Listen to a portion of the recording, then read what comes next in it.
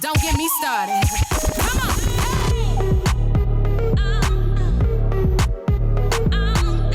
Hello, beautiful people, and welcome back to another episode of the Low Show podcast. Thank you so much for being here. Don't forget to like, share, and subscribe on iTunes, Spotify, Google Play. Drop a little rating, if you will, and on YouTube as well. Like, share, and subscribe this video if you're watching on the Low Show YouTube channel. I'm super, super excited to introduce my next guest on the podcast. He is the owner and operator of Feed the Mouse, which is a nonprofit cooking experience here in Portland, Oregon. And their goal is to bring people together and empower them through food. And that is exactly what they are doing for the community, especially for COVID-19 relief. Today we are joined by Jacob Valentine. Welcome, Jacob. Thank you. Pleasure to be here. Thank you for being here. So how about let's just start off with just a quick background about the organization and why you started it, when you started it, and so on and so forth. Yeah, so the organization is about 4 years old now. I started it when I was at a point where I wanted to educate young people about eating healthier and actually cooking from scratch, because I felt that like it wasn't in school anymore. Cooking was just more of a like leisurely thing, and a lot of kids that I was mentoring at the time were overweight or had health problems at a very young age that all could have been prevented from eating a better diet. So I started doing cooking classes in small groups, and then I decided to turn into a nonprofit to help out the community. So I've been doing cooking classes for 4 years. I've been running the organization for the first 2 years part-time, and then I ended up taking the leap, quitting my job, and doing it full-time for the last 2 years now. And it's been something that I'm really happy that we've been able to help a lot of people, because I've taught a lot of people that are now volunteering with our project, and they're cooking with us. So it's actually pretty cool, how full circle it came around. Yes, I love that. So your mission is to empower through food. You talked about, eating healthy and all that stuff, but I think the mission now, since COVID has started, is still the same with empowering food, but just in a different way. Can you elaborate on what you guys are doing to help with COVID-19 relief? Yeah, so we understand that right now there's a couple big things happening. Right now, people are out of work, people are in food insecurities. So we wanted to figure out a way, how do we feed the people the most? And there's also a really big thing about food waste, because there are farmers, and there are dairy farmers and other small businesses that are actually hurting right now and actually having to close or get rid of a lot of product that could be easily eaten by hundreds and thousands of people. So what we decided was we're going to feed people through preventing food waste. So right now we're doing a thing called food waste neutrality, where it literally means we take anything that is about to go bad or is on its ends of expiration date, and we turn it into food that people can have access to for free. Wow, that's awesome. Are there any local businesses or anything that you're working with to do that right now, or is it just in the beginning stages? Yeah, so we're still in the beginning stages, but there's been a lot of small businesses that have been helping us. Alexis Foods, which have gave us, I think, 4 pallets of pitas, which we're still going through. We actually got that arrangement through a Equitable Giving Circle. They helped us get those pallets, and then we helped disperse that food from our location. We also got a giant donation from Airbnb. They gave us about almost close to $10,000 worth of food and ingredients. We also got another donation from Sheridan's, who they've given us, almost 2 carfuls of produce, and then another weekend they gave us an entire van full of produce. So they've been really great. And then there's been a couple other small time donations and monetary donations from people in our community. So we're still trying to get bigger. We're still trying to feed more people. There's still a lot of food waste happening. So we're really trying to get connected to all these small businesses and farms, and specifically POC farms, because those are the ones that are getting hit the most. So we're really trying to make sure that those businesses kind of stay afloat. So with the fundraising that we've been getting, especially those monetary donations, we've been actually using that to actually pay for food at cost from these, Black-owned and OC-friendly farms and businesses. So that's been very helpful.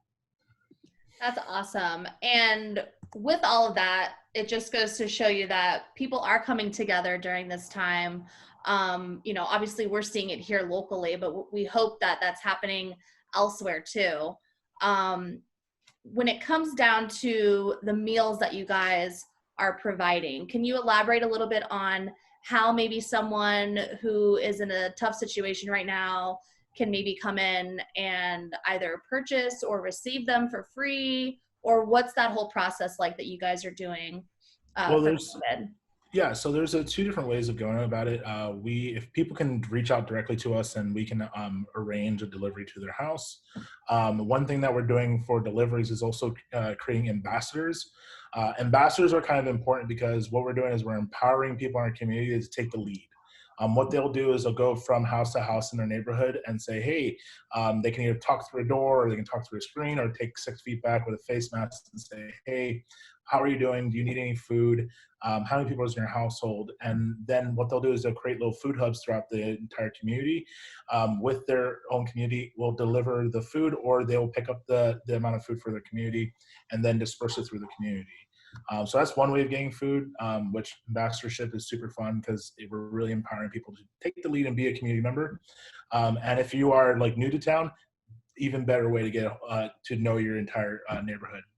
And then there's also the actual pickup location at the Red. So we've partnered with Eco Trusts, and they have a Red facility on 8th, Southeast 8th and Salmon. The Red is actually a community event space, and we've actually turned it into a commissary kitchen.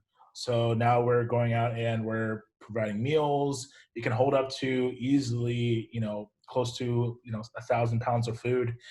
If not, if we also get drying goods, another 1,000 pounds of dry goods in that space as well.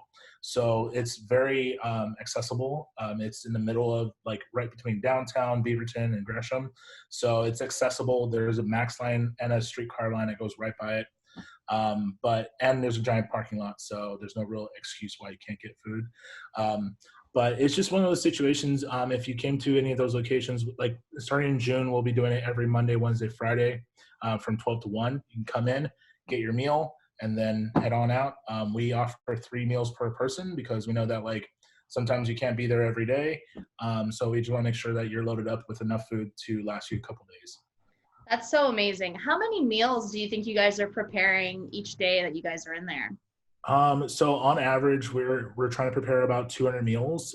Sometimes we get over, sometimes we're a little bit under, but our goal is about 200 meals. We're hoping by July, once we get rolling and we get more producers and farms and everything, like in our situation where we're getting more donations of food, we're actually able to go up to 1,000 in a couple months per a day. And then of course, try to do it Monday through Friday, because what it really comes down to is, the Monday, Wednesday, Friday is still a Band-Aid. We want to create a solution. And there's a lot of people out there out of work. And so we want to try to figure out a way to actually get those people back into work, or at least get them in an easier path of, still getting in practice of cooking and be able to help out their community in any way they can. Absolutely.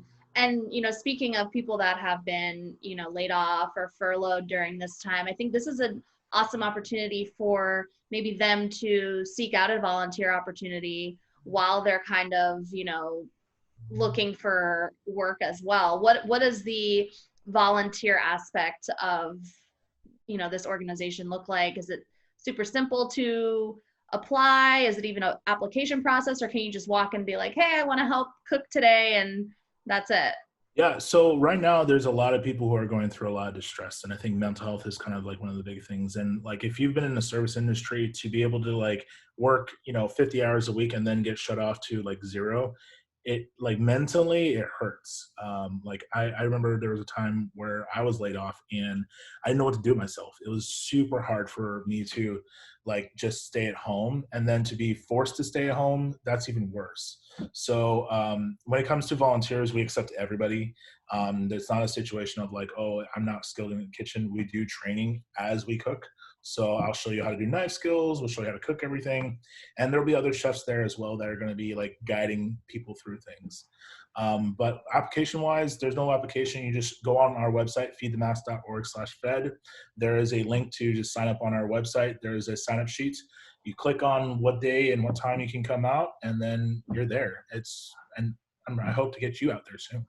I definitely will. And I actually brought this up to my sister as well. And she lives in the Pearl District, which is right by where you guys are. And I was like, hey, if you're not busy, this week or next week, I've got this really cool opportunity to work with this nonprofit locally to, help make meals for the community. And she's like, I'm totally in. So you'll have 2 helpers when I come in that day.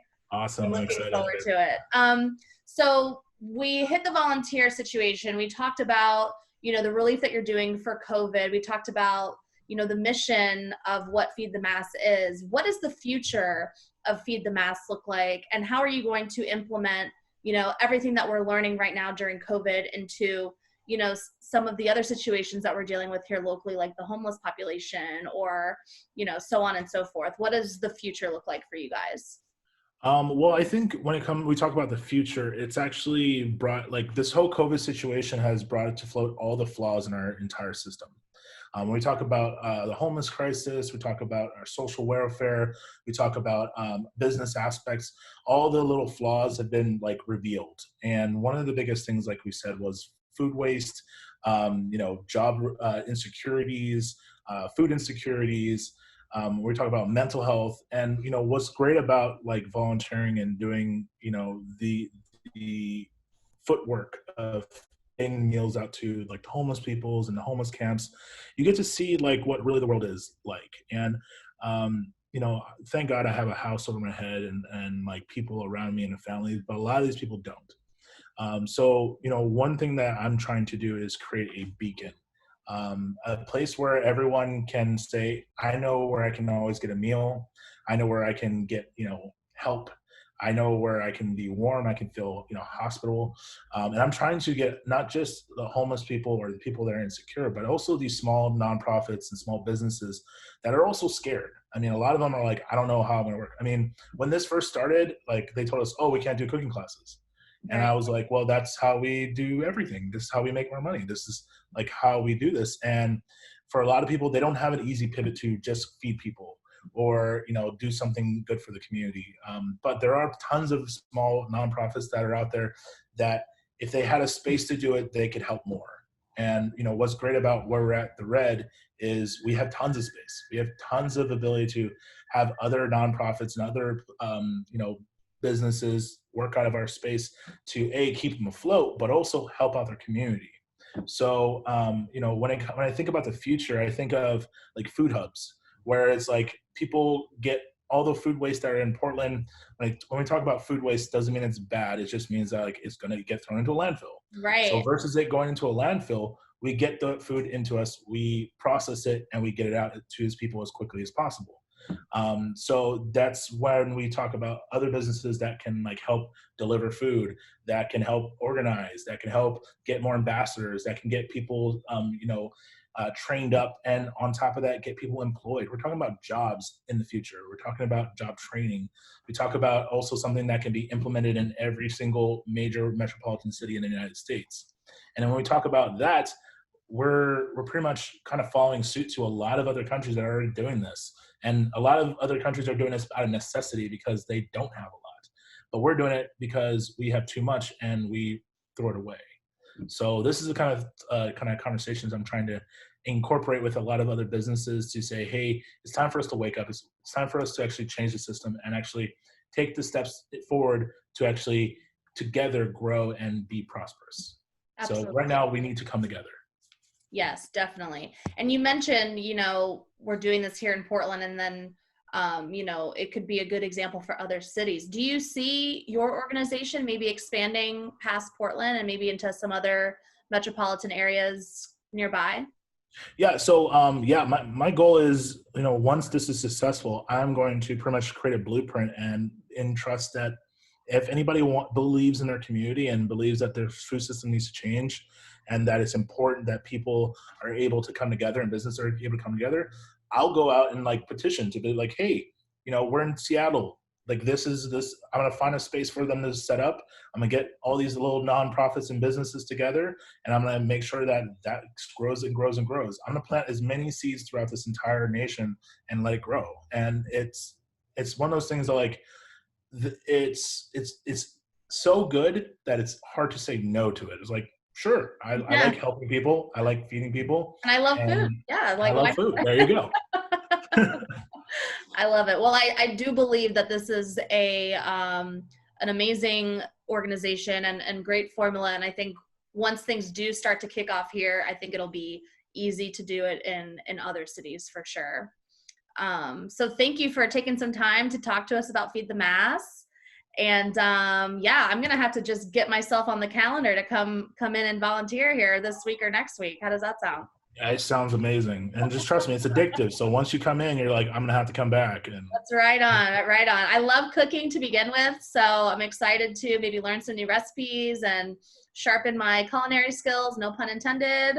But yeah, looking forward to it, Jacob. Thank you so much again for your time and what you're doing for our community. We appreciate it. Thank you, Lo.